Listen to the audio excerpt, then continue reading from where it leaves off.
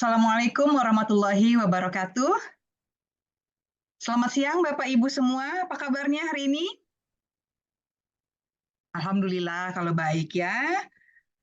Pada siang hari ini saya akan melanjutkan pelatihan teknik dan strategi membangun publikasi pelayanan Angkatan 3. Ya tadi Bapak Ibu sudah belajar tentang teknik desain grafis dengan Pak Sopi ya. Gimana perasaannya belajar desain? Senang? Pusing? Waduh, pusing. Mudah-mudahan dengan belajar teknik penulisan berita yang akan saya bawakan tidak akan menambah pusing Bapak dan Ibu sekalian ya. Izinkan saya share screen. Kali ini kita akan belajar teknik penulisan berita. Nah, izinkan saya membacakan pantun terlebih dahulu Bapak Ibu. Nanti tolong direspon ya Bapak Ibu ya. Dengan bahasa daerah juga tidak apa-apa. Pergi ke Solo pada hari Jumat. Pulangnya membawa batik tulis. Teman-teman semua, ayo semangat. Bersama-sama kita belajar menulis. Menulis berita itu mudah. Menulis berita yang menarik itu yang susah. Teman-teman, jangan menyerah. Mari kita mulai dengan basmalah. Baik, kita ucapkan basmalah bersama-sama. Bismillahirrahmanirrahim. Bagi yang beragama non-muslim, dipersilakan berdoa dengan kepercayaannya masing-masing. Nah, Bapak Ibu, sebelum kita mulai materi kita, saya mau melihat fokus Bapak Ibu ya, setelah tadi belajar desain ya. Saya mau lihat masih fokus nggak nih Bapak Ibu. Nah, kira-kira gambar apakah yang tersembunyi di dalam zigzag ini? Siapa yang mau mencoba? Ya, silakan Pak Budi. Gajah. Ada yang berpendapat lain? Baik, Bu Wita. Panda, kata Bu Wita ya.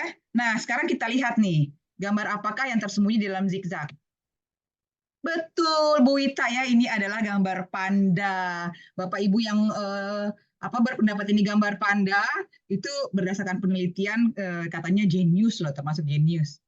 Amin.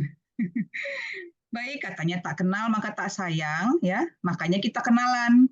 Nah, nama saya Laila. Bapak mungkin bisa melihat biodata saya ya. Sebelumnya, sebelum menjadi Wijaya Suara, saya di Biro Humas dari 2011. Lalu sebelum jadi CPNS waktu dulu ya, waktu muda dulu, saya sempat menjadi reporter. Dan ini nih biar tidak dibilang hoax ya, ada foto-foto saya waktu masih jadi reporter.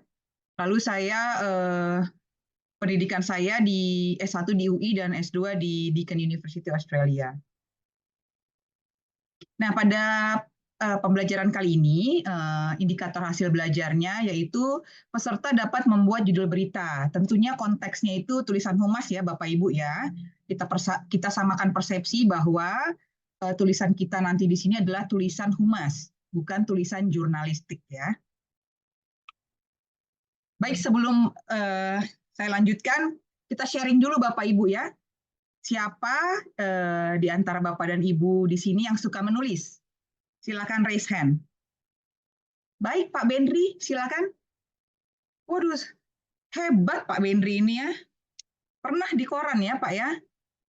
Baik. Baik, terima kasih sharingnya Pak Bendri. Lalu siapa nih yang suka membaca? Silakan. Ibu Vita, silakan. Baik. Baik, baik. Terima kasih sharingnya Ibu Vita. Jadi membaca itu juga merupakan modal yang penting ya Bapak Ibu untuk kita bisa menulis gitu. Biasanya orang yang suka membaca itu sense of writing-nya itu terasah ya. Kira-kira seperti apa susunannya untuk menulis. Apalagi berita itu kan biasanya memang punya format baku terutama kalau straight news ya Bapak Ibu ya. Terima kasih sharingnya Bapak Ibu. Nah, pada pertemuan kali ini saya akan membahas yang poin 5 Bapak Ibu, headlines are key ya. Sebelumnya kita sudah membahas nomor 1 sampai 4, kali ini kita akan membahas headlines are key, yaitu judul adalah kunci ya Bapak Ibu dalam menulis sebuah berita. Nah, kuncinya juga termasuk ditentukan dari pemilihan angle ya untuk menentukan judul itu sendiri. Nah, kenapa judul itu adalah kunci? Karena judul adalah hal pertama yang dilihat pembaca dan menentukan apakah pembaca akan meneruskan membaca artikel tersebut atau tidak. Seperti itu. Ketika judulnya itu menarik, maka pembaca akan melanjutkan isi dari beritanya.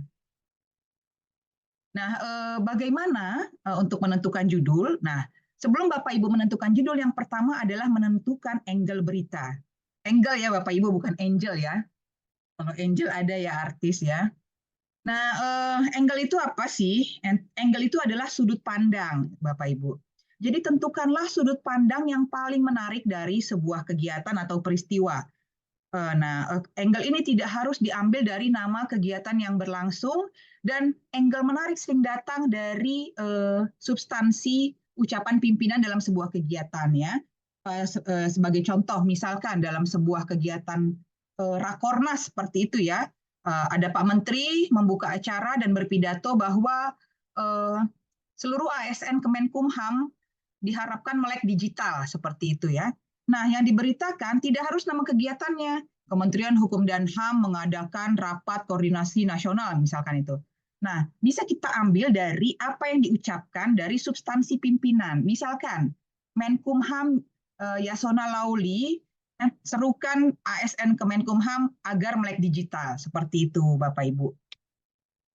Nah, angle yang baik dalam tulisan humas, ya Bapak Ibu perlu dijadikan persepsi yang kuat di Bapak Ibu ya ketika menulis berita.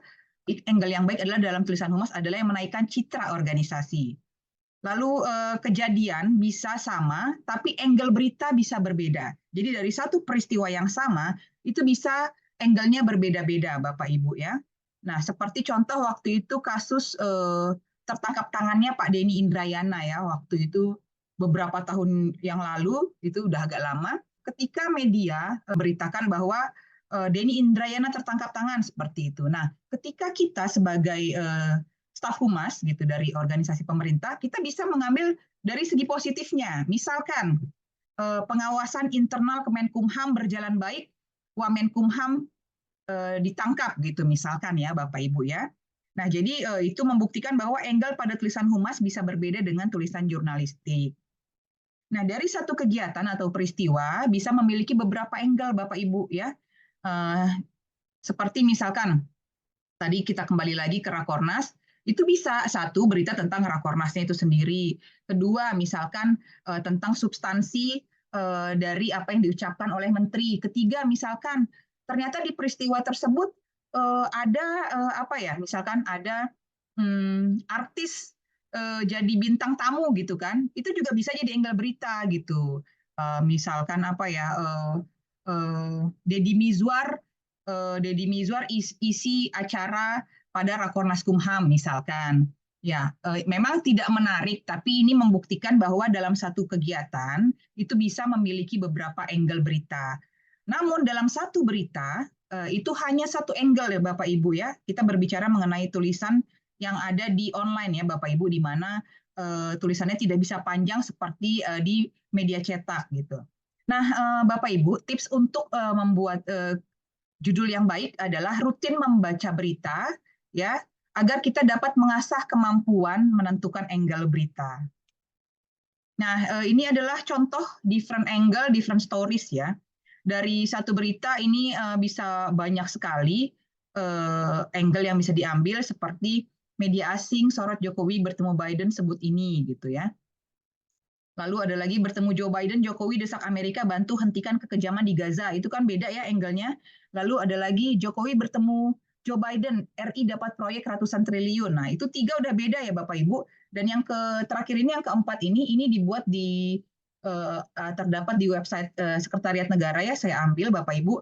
Ini angle-nya adalah bertemu Presiden Biden, Presiden Jokowi, paparkan sejumlah comprehensive strategic partnership antar kedua negara. Begitu Bapak Ibu. Kita juga bisa melihat ya dari judul ini mana yang cenderung lebih sopan ya Bapak Ibu. Yang lain hanya menulis Jokowi saja, sementara di yang keempat ini pakai Presiden Jokowi ya, pakai Presiden Bapak Ibu. Teknik membuat judul Bapak Ibu ya. Dalam sebuah judul setidaknya mengandung subjek dan predikat ya. Walaupun tidak ada objeknya tapi harus mengandung subjek dan predikat. Jangan sampai judulnya panjang tapi ternyata hanya subjek. Gitu loh. Jadi harus diperhatikan Bapak Ibu. Lalu pilihlah diksi yang menarik dan populer ya. Ada padanan-padanan kata atau sinonim kata yang lebih menarik biasanya dan Bapak Ibu bisa mencari idenya di KBBI online ya. Lalu bisa juga dalam bentuk frase, lalu judul juga harus singkat dan padat, menggunakan bahasa baku dan spesifik sesuai angle. Dan hindari juga judul yang normatif, Bapak Ibu ya. Nah, tugas kedua, Bapak Ibu ya, dilanjutkan pada PPT sebelumnya saja ya, Bapak Ibu ya. Buatlah judul berita dari informasi berikut ini ya, Bapak Ibu bisa baca ada 1, 2, 3, ada 5 poin informasi yang saya sampaikan di tugas kedua ini. Nah, Bapak Ibu silahkan membuat judul berita dari informasi ini. Waktunya 10 menit dan nanti tugas kedua ini dimasukkan ke dalam file PPT yang sama dengan tugas pertama. Masukkan setelah slide tugas pertama, Bapak Ibu ya. Format nama file PPT-nya jangan sampai lupa, nama, UPT, dan TPB Angkatan 3. Baik Bapak Ibu, saya berikan waktu 10 menit dari sekarang. Dipersilakan. Baik Bapak Ibu, waktunya sudah habis. Silahkan yang belum dimasukkan ke dalam Google Drive, silahkan dimasukkan ke dalam Google Drive, nanti akan kita review bersama. Baik, kita akan review ya Bapak Ibu ke Google Drive. Baik, terima kasih Bapak Ibu atas jawabannya. Kita sudah mereview hanya random saja 2 orang Bapak Ibu ya. Mudah-mudahan reviewnya ini bermanfaat ya untuk yang lain juga ya. Nah, Bapak Ibu, kita sudah ada di akhir pembelajaran kali ini. Silakan Bapak Ibu enter join code ya di Quizizz. Dan nanti Bapak Ibu bisa memulai post testnya. Baik, sudah Bapak Ibu semua ya? Sudah ya 40-40-nya ya? Baik, saya mulai. Silakan. Baik, kita beri aplaus kepada 3 besar tertinggi nilainya di dalam kuis kita kali ini. Bapak Ibu, kita berikan aplaus dulu. Terima kasih Bapak Ibu ya atas atensinya selama pelatihan ini berlangsung. Satu pantun penutup dari saya. Kita bekerja di Kementerian Hukum dan HAM, datang dari background yang bermacam-macam. Dari lubuk hati saya yang paling dalam, saya tutup pertemuan ini dengan salam. Wabillahi taufik wal hidayah. Wassalamualaikum warahmatullahi wabarakatuh. Saya izin live ya, Bapak Ibu ya. Sampai ketemu lagi di lain kesempatan.